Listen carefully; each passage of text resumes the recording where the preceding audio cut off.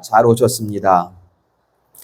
자기 자신을 주신 사랑이라는 제목의 말씀을 잠깐 나누도록 하겠습니다.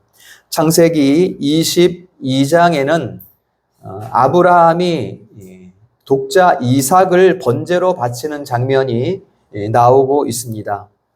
이삭에게 장작을 지우게 하고 이삭이 번제로 드릴 건데 그 이삭을 불태울 장작을 이삭이 지고 갑니다.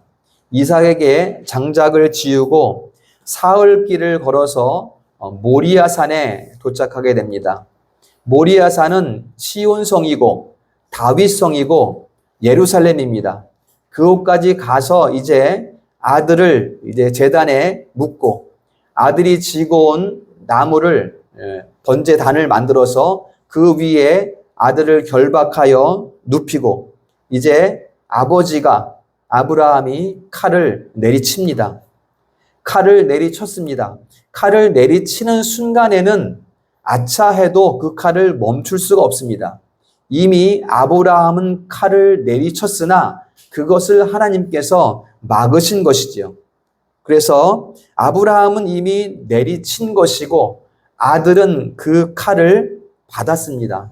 아버지의 뜻을 알고 아들은 그 칼을 받으신 거예요. 자, 여러분 우리가 아브라함의 마음이 한번 돼보겠습니다.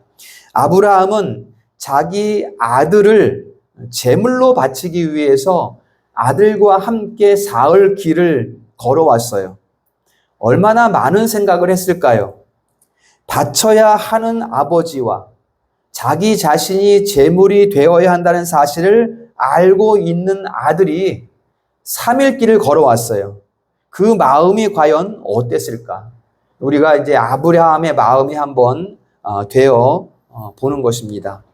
아브라함은 그 사흘 길을 걸어오면서 하나님, 아들을 내어주는 그 마음이 어떤 것인가를 절실히 알았을 것입니다.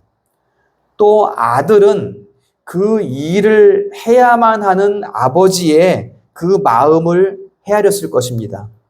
하나님은 이렇게 아버지의 마음과 아들의 마음이 어떤 것인지 창세기 아브라함의 생애를 통해서 우리에게 미리 보여주셨습니다. 그리고 우리는 여기에서 아들이 인간 아버지가 인간 아들을 내어주신 그 상태에 머무는 것이 아니라 우리는 여기에서 아버지 하나님을 바라볼 수 있어야 돼요. 그 아버지의 마음은 어떤 것이고 그 아들의 마음은 어떤 것이었는가. 그래서 우리는 여기에서 더 한 단계 깊이로 나아갑니다. 바로 아버지와 아들의 관계가 어떤 것인가. 그냥 사람 아버지와 그냥 사람 아들인가. 그게 아니라 바로 우리는 하나님의 존재를 바라봐야 됩니다. 하나님은 성부, 성자, 여기에 아버지와 여기에 아들과 그리고 성령과 함께 일체로 계신 분이에요. 결국 무엇입니까? 아버지가 아들을 제물로 바쳤다는 것은 아버지 자신이 제물이 되었다는 것입니다. 이게 오늘 말씀의 제목이 되는 것입니다. 그래서 사람으로 이 땅에 오신 하나님의 아들은 요한복음 1장에 보면 아버지 품속에 영원히 거하시는 독생자, 곧 성부는 성자와 하나이신 것입니다. 그래서 하나님께서 친히 사람이 되셔서 우리를 위한 화목 제물이 되어 주신 거예요. 그것이 오늘 32절 말씀입니다. 자기 아들을 내주신 이가 그 아들과 함께 모든 것을 우리에게 주시지 아니하시겠느냐. 그 모든 것이 뭐예요? 내 모든 것을 어떻게 줄 수 있어요? 내 주머니에 드는 것은 꺼내서 다 줄 수 있지만 그것은 모든 것이 아니지요. 모든 것은 뭐예요? 소유가 아니라 하나님 자기 자신의 존재를 말씀하는 거예요. 그 존재를 우리에게 주셔서 우리의 존재를 사시는, 이것이 바로 아버지가 아들을 주시는 그러한 방식인 거예요. 왜 굳이 하나님은 사람이 되셨어야 했어요? 하나님은 영이시기 때문에 죽으실 수가 없어서 제물이 되실 수가 없어요. 또 사람으로서는 그 죽음을 감당할 수 없어서 하나님이 사람이 되셨어야 됐어요. 곧 하나님이 사람의 아들로 오셔서 우리를 위한 화목 제물이 되어 주셨다. 그것을 창세기 22장에서 미리 우리에게 보여주고 있습니다. 우리는 이 단계까지 나아가야 예수님의 고난이 보입니다. 그냥 한 사람 예수의 고난이 아니라 바로 하나님 그 자신의 고난, 우리를 위해서 당하신 하나님 그 자신의 고난, 그 크기가 얼마나 큰 것인가라는 것이죠. 우리가 공부했지만 하나님이 십자가에 달리셔서 당하신 그 1초의 고난은 전 인류를 구원하시고도 남을 만한 큰 은혜이다, 큰 능력이다라는 것입니다. 예수님은 십자가에서 그리 오래 계시지 않았어요. 육체로서 쇠약하기 때문에 일찍 죽으셨어요. 그 사람의 죽음으로는 별로 크지 않다는 것입니다. 그러나 그분이 누구신가? 바로 삼위일체 성자 하나님께서 거기에 달리셨다라고 생각할 때는 그 은혜의 크기가 얼마나 감격스러운 것인가. 우리는 아브라함의 그 이삭을 바치는 그 장면을 통해서 우리는 이것을 그 하나님의 제물 되심을 우리가 바라볼 수 있어야 하는 것입니다. 그래서 베드로전서 1장 2절에 보면 그의 피뿌림, 곧 예수 그리스도의 피뿌림이라는 것은 바로 하나님의 피뿌림을 말씀하고 있는 것입니다. 그러면 하나님께서 왜 자기의 피를 흘리셨는가? 바로 30절 말씀입니다. 창세전에 우리를 택하시고 택하신 자들을 부르시고 부르신 자들을 의롭다 하시고 의롭다 하신 자들을 영화롭게 하시기 위해서 하나님께서는 피를 흘리셨다. 그렇게 하심으로 말미암아 우리를 통해 영광을 받으시기 위해서. 다른 이유는 없습니다, 여러분. 우리를 사랑하시고 우리를 지극히 사랑하셨기 때문에 우리를 통해서 영광을 얻으시기 위해서 친히 자기의 피를 하나님께서 흘리셨다라는 것입니다. 여러분, 이 일을 이루시는데 우리가 하나님께 어떤 도움이 될 수 있을까요? 이 영원한 기뻐하신 뜻을 이루시는데 우리가 무엇을 준비할 수 있을까요? 아닙니다. 전적으로 하나님께서 은혜롭게 행하시는 구원의 전 과정. 그래서 우리는 이것을 오직 은혜라고 하고 전적인 은혜, 이렇게 우리가 표현을 하는 것입니다. 오직 그 은혜로서 우리를 구원하시기 시작하셨고 오직 그 은혜로서 우리의 구원을 이루어가고 계시고 오직 그 은혜로서 마침내 우리의 구원을 완성하시는, 오직 하나님께서 은혜로 행하시는 구원의 전 과정. 그러므로 오늘 31절에 보면 이 일에 대하여 우리가 무슨 말을 하리요? 할 말이 없다는 것입니다. 하나님께서 다 이루시는 일에 대해서 우리가 입도 뻥끗할 수 없다. 우리가 할 말이 없다는 것은 그 은혜에 대한 감사가 우리 가슴에서 얼마나 큰가, 이것을 보여주는 말씀이 되는 거예요. 이 일에 대하여 우리가 무슨 말을 할 수 있겠습니까? 할 말이 없다, 이렇게 표현을 하고 있습니다. 그러므로 이제 하나님은 그냥 우리를 바라보시기만 하는 하나님이 아니라 이제 우리를 위하신 하나님이 되셨어요. 우리를 위해서 일하시는 하나님이 되신 거예요. 여기서부터 이제 우리 인생의 맛이 시작돼. 참 맛이. 인생이 즐겁다는 거죠, 인생이. 세상 살기 고달픈데요. 뭐가 즐겁습니까? 이 진리의 말씀이 우리 가슴에 스며드는 순간 우리는 어떤 삶의 상황과 관계없이 우리 심령이 즐겁게 된다는 것을 말씀하는 거예요. 31절 후반 말씀에 보세요. 하나님이 우리를 위하시면 이제 우리를 위하시는 하나님이란 말이에요. 그냥 저 멀리 계신 하나님이 아니라 우리를 위하시는 하나님, 우리의 삶과 형편을 돌보시는 하나님, 그 하나님이 우리를 위하시면 누가 우리를 대적하리요? 즐겁지 않습니까, 여러분? 아무도 우리를 대적하지 못해요. 33절과 34절 이어서 보면 하나님께서 택하신 자들을, 그 30절 말씀에 창세전에 택하신 그 자들을 누가 고발하리요? 누가 정죄하리요? 우리를 대적할 자가 이 세상에 아무도 없다. 이렇게 말씀하니 우리가 즐겁지 않을 수가 없는 것입니다. 여러분, 마귀 사탄은 우리를 대적하지 못해요. 우리가 느끼기에는 사탄이 우리를 대적하는 것 같아도 마귀 사탄은 우리를 대적할 수가 없어요. 말씀 따라 대적할 수가 없고, 그럼 마귀 사탄은 뭐 하는 거예요? 우리를 시기하는 거예요. 시기하는 거. 우리가 하나님께 선택된 자녀임을 마귀 사탄은 시기하고 있는 거예요. 자기는 선택받지 못했으니까 시기하는 거예요. 욥기서에 보면 욥이 하나님의 큰 사랑을 받으니까 사탄이 어떻게 해요? 욥을 시기해요.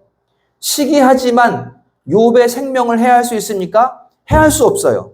왜냐하면 우리의 생명은, 욥의 생명은 하나님께서 궁극적으로 주신 선물, 생명의 선물이기 때문에 함부로 마귀 사탄이 해할 수가 없는 거예요. 다만 마귀 사탄은 뭐예요? 어떻게 해서든지 하나님의 품에서 욥을 떼어내려고 하죠. 자꾸만 그것도 하나님의 허락 가운데에서, 허용 가운데에서 욥의 몸을 상하게 해서 욥이 하나님을 원망하게 하려고, 그렇게 해서 하나님 품에서 떼어낸 후에 이제 욥을 대적하려고 하는 거예요. 이게 마귀 사탄이 하는 일이란 말이야. 아주 간교롭죠. 뱀과 같이, 뱀의 혀죠. 아주 간교한 마귀 사탄이에요. 우리에게도 마귀 사탄은 똑같이 합니다. 우리가 하나님 품에 안긴 것을 시기하는 거야. 우리가 하나님의 자녀된 것을 마귀 사탄은 시기하는 거예요. 왜냐하면 우리가 하나님 품에 안겨 있으니까 우리를 대적할 수가 없어요. 우리가 하나님 품에 안겨 있으니까 우리를 대적한다는 것은 누구를 대적하는 거예요? 곧 하나님을 대적하는 거기 때문에 그렇게 할 수가 없어요. 그러니까 어떻게 해요? 어떻게 해서든지 우리를 하나님 품에서 떼어내려고 한단 말이에요. 욥과 같이. 그 다음에 우리가 하나님 품에서 떨어지면 그때 우리를 대적하려고 하는 걸 한단 말이에요. 이게 마귀 사탄이 하는 일이에요. 하나님 품에서 우리를 떼어내려고. 그냥 두면은 대적할 수가 없으니까. 그러니까 어떻게 해요? 마귀 사탄이 자꾸만 우리를 건드리죠. 야, 너 죄 졌잖아. 야, 네가 무슨 성도야? 야, 네가 무슨 죄 짓고서 무슨 어떻게 예배자가 될 수 있어? 네가 무슨 교회를 가? 자꾸만 우리를 건들지요, 그렇죠? 요게 마귀 사탄이 하는 일이란 말이에요, 이게. 이런 마음을 가지고 우리는 흔들리면 안 된단 말이야. 이게 욥이 당한 고난이에요, 이게. 자꾸만 우리 착한 심성, 우리 심성은 착하거든요. 하나님의 자녀의 심성은 착하단 말이에요. 그 착한 심성을 건드려서 하나님 품을 떠나게 만들고 그 다음에 우리를 대적하려고 간교를 꾸미고 있는 것이 바로 마귀 사탄이 하는 일이란 말이에요. 그렇기 때문에 우리는 야, 너 내 마음이 스스로 내가 되뇌는 것 같죠? 나는 또 죄 졌는데 내가 오늘 교회를 무슨 염치가 있어서 교회를 가겠어. 내가 무슨 하나님께 예배를 드리겠어. 내 속에서 그런 마음이 들잖아요. 그렇죠? 그럴 때 우리는 즉시 어떻게 해야 돼요? 그것을 가지고 하나님 앞에 나아가서 하나님 내 마음이 이렇습니다. 하나님 날 도와주세요. 이렇게 기도하면서 누구의 이름으로? 예수 그리스도의 이름, 아들의 이름으로 기도하면 된다는 것입니다. 그냥 누가 우리를 대적하리요? 33절에 보면 우리를 의롭다 하신 이는 하나님이시니 이렇게 말씀한단 말이에요. 하나님이 우리를 의롭다 하셨으니 누가 우리를 대적하리요? 다 해결되는 것입니다. 그러니까 여러분, 죄된 마음을 가지고 마음에 품지 마세요. 그냥 우리가 죄 안 지을 수가 없잖아요. 그렇다고 무조건 죄를 지으란 얘기가 아니라 살다 보니까 우리의 마음이 미워도 하고 시기도 하고 저 사람과 다투기도 하고 마음속에서 그런 일들이 일어나잖아요. 그런 마음, 죄된 마음을 가지고 하나님 앞에 나아오시라. 예수의 이름으로 기도하시라. 이것을 말씀드리는 것입니다. 여러분, 나한테 상처 준 사람 이름을 가지고 끙끙 앓지 마세요. 밤새 그 사람으로 인한 상처 때문에 잠 못 이루지 마세요. 그렇게 할 것이 없습니다. 그것은 자녀됨의 모습이 아니에요. 그렇게 하면 안 돼요. 왜냐하면 하나님이 내 편이시기 때문에 하나님이 의롭다 하신 우리를 아무도 대적할 수 없다는 것을 여러분의 입술로 선포하시기를 축원합니다. 다윗은 항상 이 의식을 가지고 살았어요. 하나님이 내 편이시다. 내가 길을 걸어갈 때도 하나님은 내 편이시다. 내가 버스를 탈 때도 하나님은 내 편이시다. 내가 직장에서 일할 때도 하나님은 내 편이시다. 이것이 다윗이 영적 전쟁을 하는 방식이었어요. 그 토대가 여기에 있습니다. 여러분, 사울 왕이 다윗을 죽이려고 그렇게 쫓아오잖아요. 그래도 다윗은 사울을 말하지 않아요. 다윗은 어떻게 합니까? 사울과 전쟁하는 것이 아니라 다윗은 사울을 죽일 기회가 2번이나 있었어요. 사울을 죽이지 않아요, 근데. 왜냐하면 다윗의 전쟁은 사울을 죽이는 게 다윗의 전쟁이 아니에요. 즉, 다윗이 칼을 들고 전장으로 나가면 하나님이 도와주시는 것이 아니라 다윗은 하나님 품으로 달려 들어가면 하나님이 칼을 들고 싸워주신단 말이에요. 이게 다윗이 전쟁하는 방식이란 말이에요. 우리의 영적 전쟁도 똑같습니다, 여러분. 나를 힘들게 하고 나를 비판하고 나를 음해하는 어떤 사람이 있다고 한다면 그 사람을 이기는 것이 우리의 전쟁이 아니란 말이에요. 우리의 전쟁은 뭐예요? 그런 일을 당할 때 어떻게 해서든지 빨리 하나님 품으로 달려 들어가는 것. 이게 우리의 전쟁이에요. 왜냐하면 사탄은 그런 일을 당할 때 우리가 하나님 품으로 들어가지 못하게 한단 말이에요. 그 사탄을 물리치고 하나님 품으로 달려 들어가는 것이 우리의 전쟁이라는 것입니다. 그러면 하나님이 칼을 빼들고 싸우신다라는 것입니다. 오늘 말씀에서도 이 영적 전쟁의 방식을 잘 보세요, 여러분. 하나님이 우리를 위하시면 누가 우리를 대적하리요? 전쟁은 내가 싸우는 것이 아니라 나는 하나님 품 안에 안기고 하나님이 나를 위해서 싸우시는 것이다. 다윗은 이것을 안 거예요.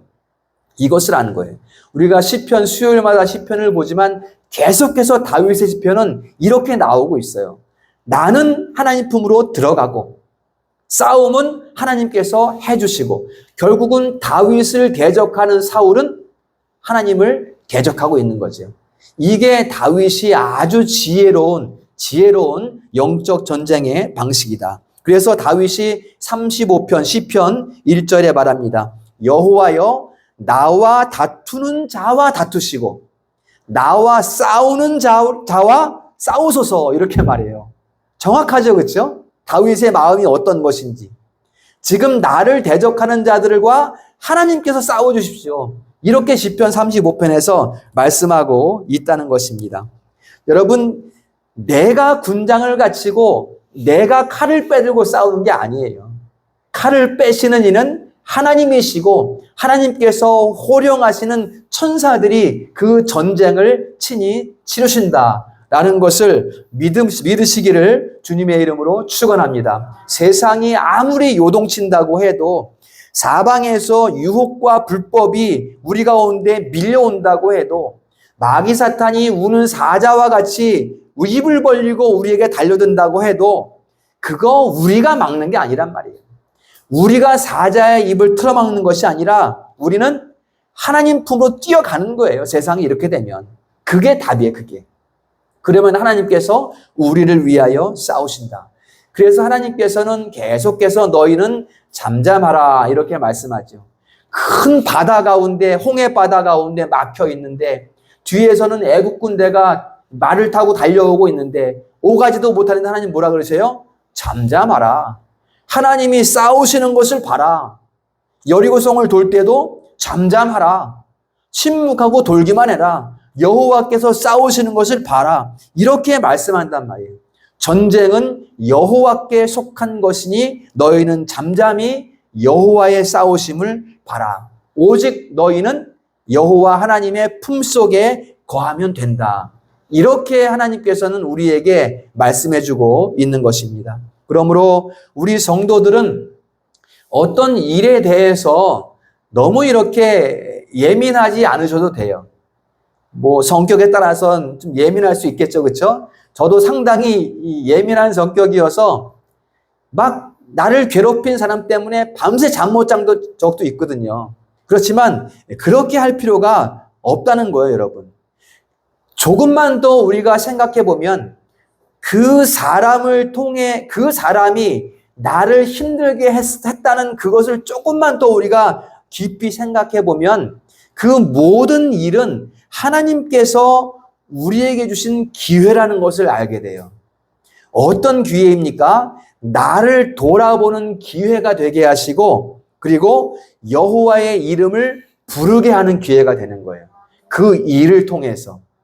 여러분 어떤 일이든지 사람이 나를 대면해서 욕하기 때문에 내 마음은 힘들죠. 그러나 나는 어떻게 해요? 그 사람을 대적해 싸우는 것이 아니라 나는 그 일로 말미암아 나를 돌아보고 그 일로 말미암아 하나님 앞에 엎드리니 하나님께서 그 나를 욕한 사람에 대해서 싸워주신다. 이것이 오늘 성경의 말씀인 것입니다. 우리는 여호와의 이름을 부르면 되는 거예요. 우리가 그 이름을 힘써 부르면 그분은 전능하심으로 광야길 가운데에서 이 세상의 삶 가운데에서 우리를 보호하시고 불기둥과 구름기둥으로 우리를 안위하여 주시고 그리고 요단강 물이 그치게 하시고 멈추게 하시고 우리를 건너가게 하시고 여리고성이 무너지게 하시고 승리하게 하시고 여호와의 전능하심 가운데 우리 삶에 그러한 일을 이루신다라는 약속을 우리에게 해 주시는 것입니다.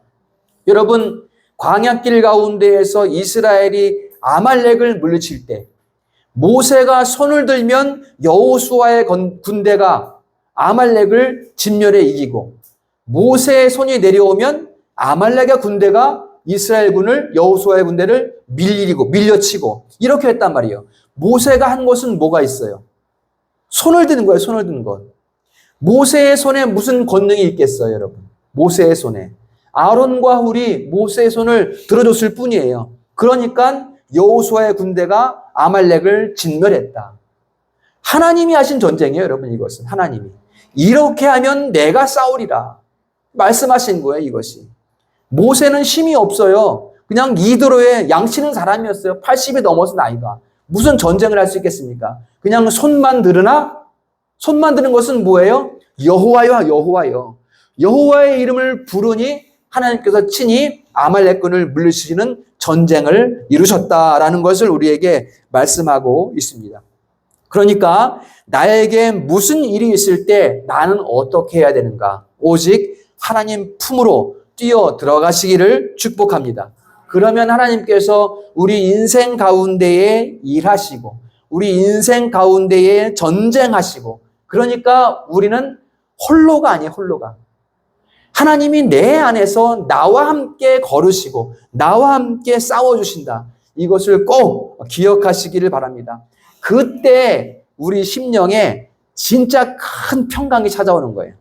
여러분 이 평강을 누리시기를 축원합니다.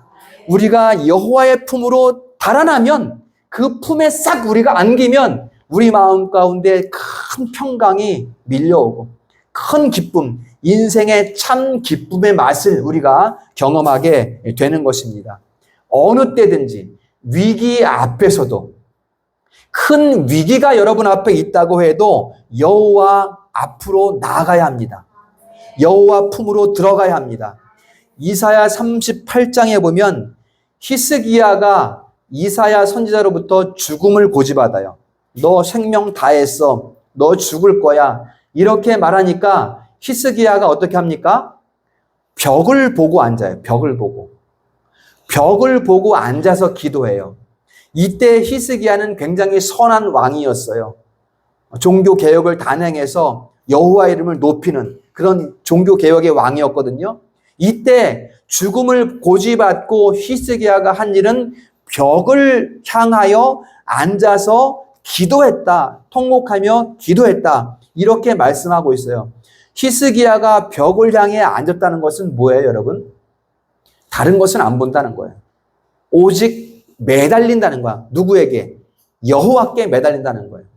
여러분, 우리에게 위기가 닥치면 우리는 뭐부터 해요? 먼저 옆에 붙잡을 거 없을까? 뭔가 나 도와줄 사람 없을까? 이건 먼저 생각하죠, 사람은. 우리 말고 사람이 그렇단 말이에요. 그렇죠? 사람은 그렇거든요.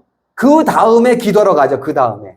이 사람 딱 챙겨놓고 저 일 딱 해결될 만한 일들을 다 살펴본 다음에 그 다음에 기도하러 가죠. 이건 순서가 잘못된 거예요. 이건 내가 일 다 하는 것과 마찬가지예요. 기도는 형식적으로 하는 거고. 그게 아니에요. 히스기야는 어떻게 해요? 그냥 벽을 보고 앉는 거예요.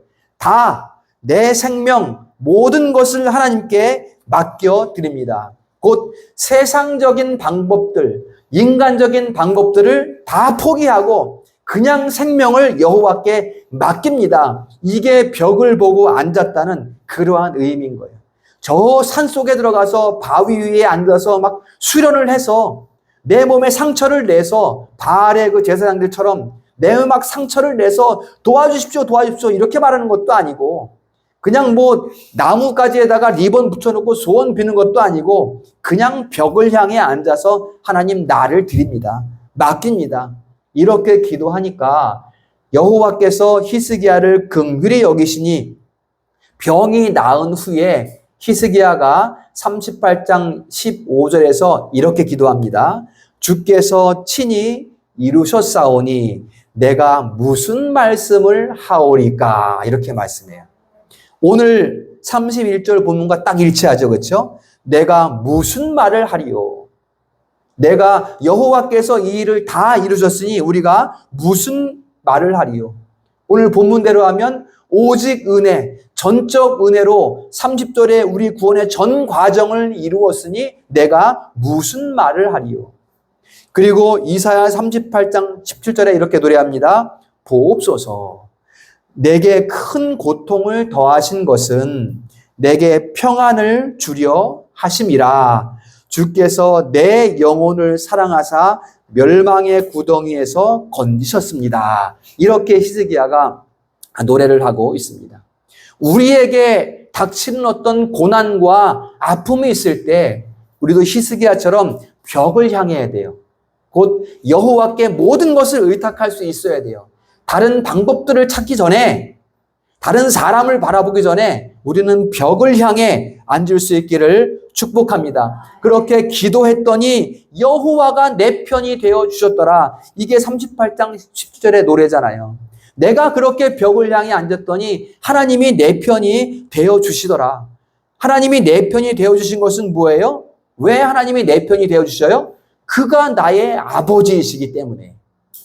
그가 나의 아버지가 되시기 때문에 우리는 세상을 두려워하지 않아도 된다는 것입니다.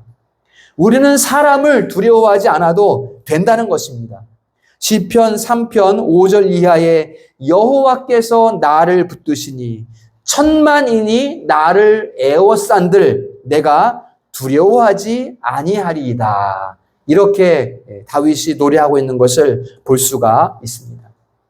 하나님이 나의 아버지가 되시니 나는 세상을 두려워하지 않고 나는 사람을 두려워하지 않습니다. 어찌하여 하나님이 나의 아버지가 되셨습니까? 그것이 오늘 32절 말씀입니다.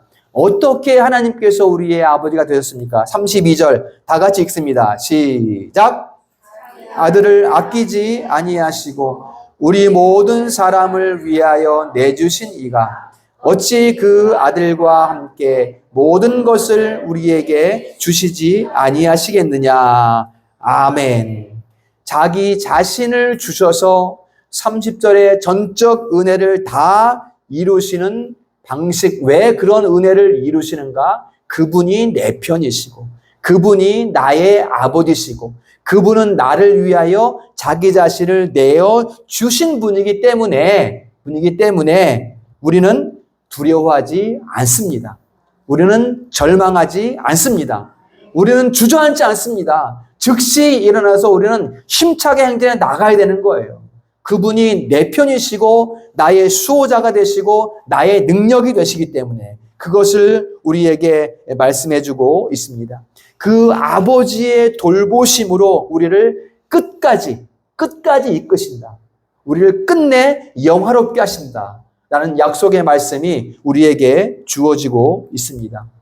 우리가 살아가면서 그 사랑이 우리에게 두 가지로 나타나게 됩니다. 하나는 역사상 우리를 사랑하신 그 증거가 어떻게 나타나는가? 우리 인생 가운데 어떻게 나타나는가? 아들을 주신 사랑으로 나를 자녀 삼으심. 요게 첫 번째고요. 두 번째는 끝까지 우리를 영원까지 이끌어 가시는 견인의 사랑. 이렇게 두 가지가 나타나는 거예요. 나를 자녀 삼으시고 나를 끝까지 이끌어 가시는 그 사랑. 요 두 가지가 우리의 인생이에요. 하나님께서 창세전에 계획하신 것을 지금 우리 인생 가운데 그렇게 이끌어 가고 계신 것입니다. 이것이 자기 자신을 주신 사랑이라는 의미가 되는 것입니다. 자기 자신을 주셔서 우리 자신을 사신 사랑, 그 깊은 아버지의 사랑 안에 온전히 거하는 우리 성도들 될 수 있기를 주님의 이름으로 축원합니다. 말씀을 정리하겠습니다. 오늘 하나님이 자기 자신을 주신 사랑에 대해서 말씀을 나누었습니다. 하나님이 자기를 주시고 우리의 아버지가 되셨으니 누가 우리를 정죄하리요?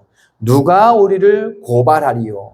그 아버지가 나를 위해 싸우시니 누가 나를 대적하리요? 그렇기 때문에 우리는 이 영적 전쟁 가운데에서 우리는 하나님 품으로 달려 들어가야 된다라는 말씀을 드렸습니다. 그리고 여러분, 어떠한 위기 앞에서도 다른 것을 붙들려고 하지 마세요. 다른 것을 먼저 막 찾지 마세요. 그냥 히스기야 같이 벽을 보고 앉으시면 됩니다.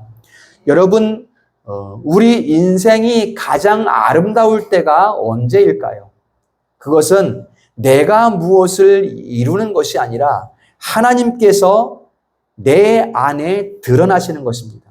나를 통해 하나님께서 드러나시는 것이 우리 인생이 가장 아름다울 때입니다. 그래서 하나님께서 내 인생 가운데 모든 것을 하실 수 있게끔 우리 자신을 비워드려야 돼요. 비워드려야 됩니다. 그러면 자기 자신을 주신 하나님이 아들과 함께 모든 것을 우리에게 주시고 영광을 받으실 것입니다. 이러한 말씀 가운데 온전히 거하는 우리 성도들이 될 수 있기를 주님의 이름으로 축원합니다.